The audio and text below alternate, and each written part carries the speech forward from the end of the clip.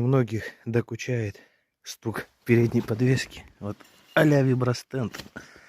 Втыкаем. Слушаем. Я и мазал, пробовал. Стук сказали, уйдет, не ушел. Ну вот пробуем методику.